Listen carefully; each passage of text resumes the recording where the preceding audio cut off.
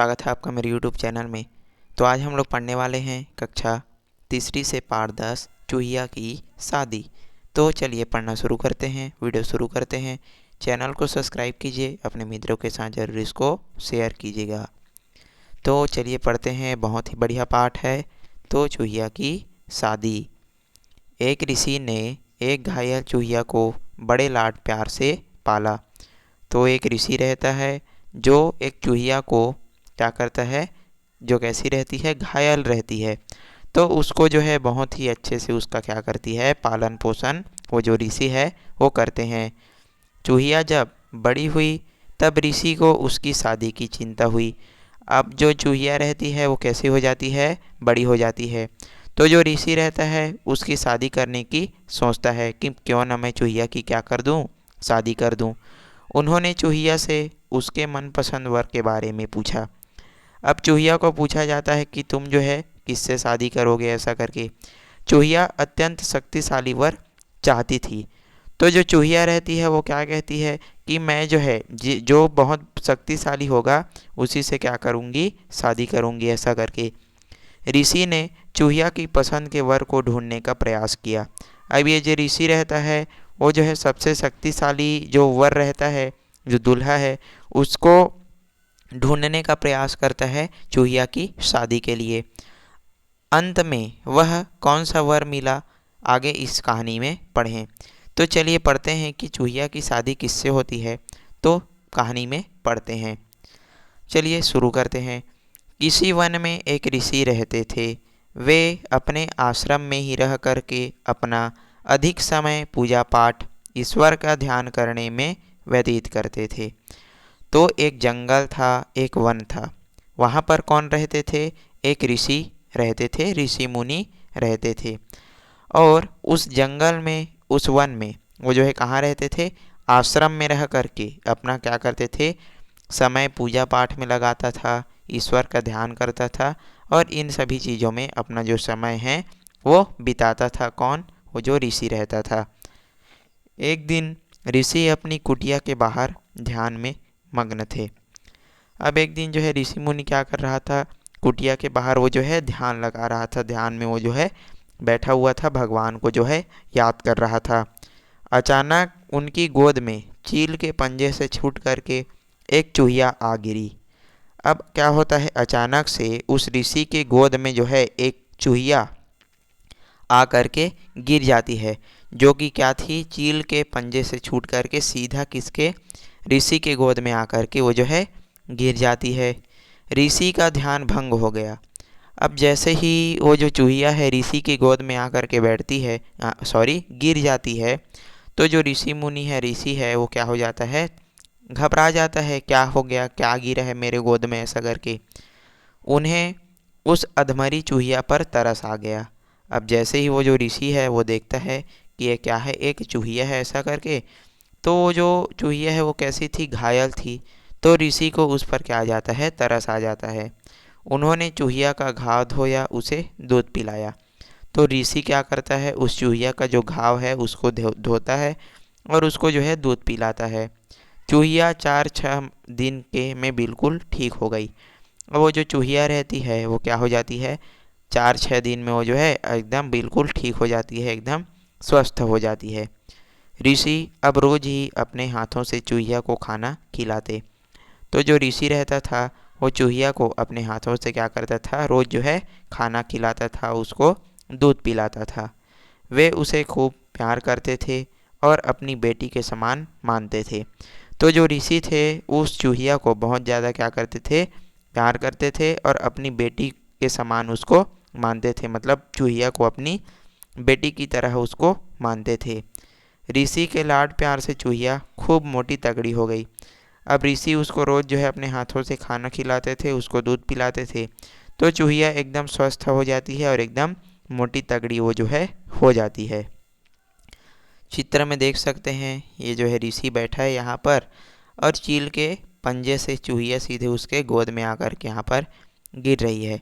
और ये जो है ऋषि का आश्रम है जहाँ वो जो है रहता है और जंगल में बैठ कर के ये जो है क्या कर रहा था, तप कर रहा था, तपस्या कर रहा था।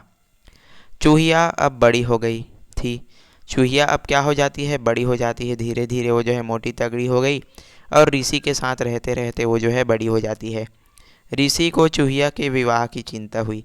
अब ऋषि जो है चूहिया की क्या करना चाहता था, विवाह करना चाहता था, उसकी जो शादी है वो करना चाहता था।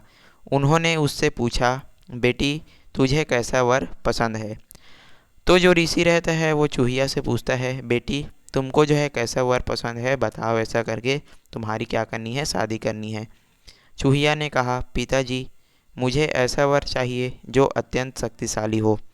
तो जो चूहिया रहती है वो क्या बोलती है कि पिताजी मुझको एक ऐसा दूल्हा चाहिए, एक ऐसा वर चाहिए जो बहुत क्या हो, शक्तिशाली हो, ऐसा करके। ऋषि ने सोचा, संसार में सूर्य से अधिक शक्तिशाली कोई नहीं है, अतः मुझे सूर्य के पास चलना चाहिए।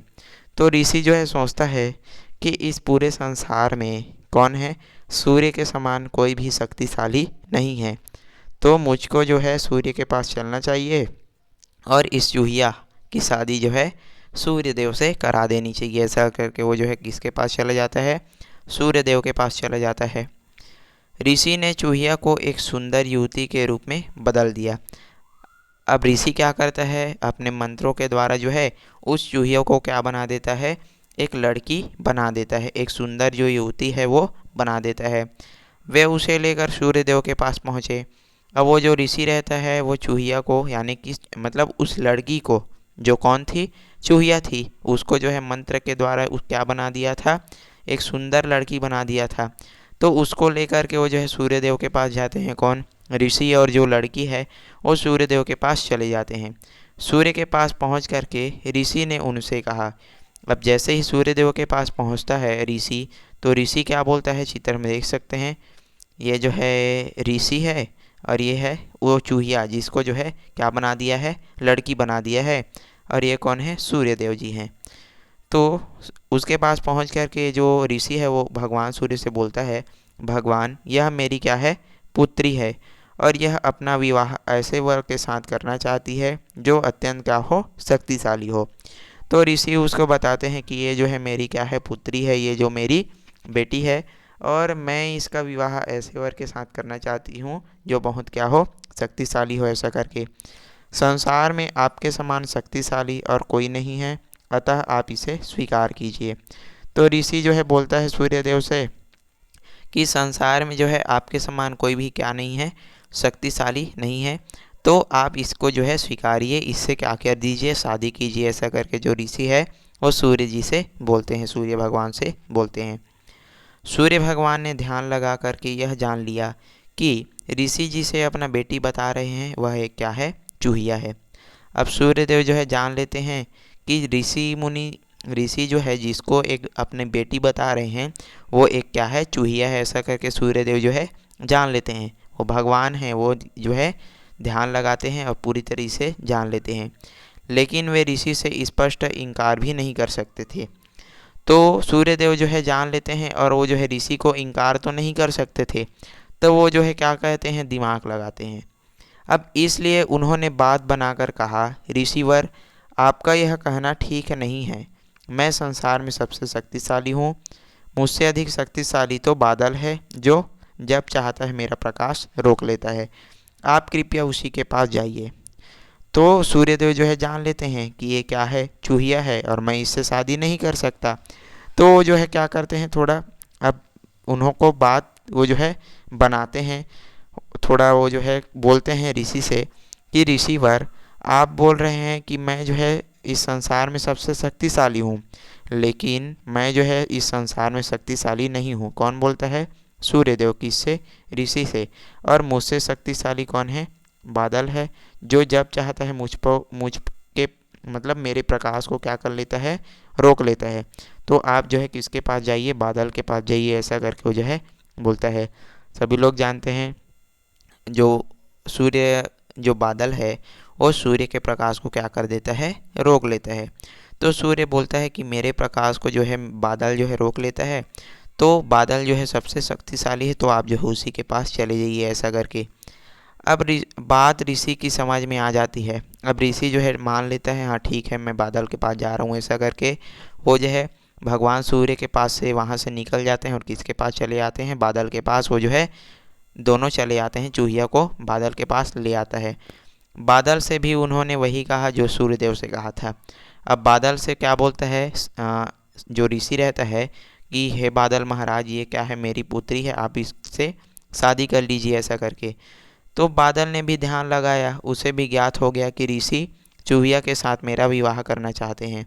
अब बादल भी जो है ध्यान लगाते हैं और वो जो है जान लेते हैं कि ये जो लड़की है वो क्या है, एक चूहिया है ऐसा करके। और वो जो है बोलते हैं कि ऋषि जो है मेरा विवाह इस चूहिया के साथ करना चाहते हैं ऐसा करके।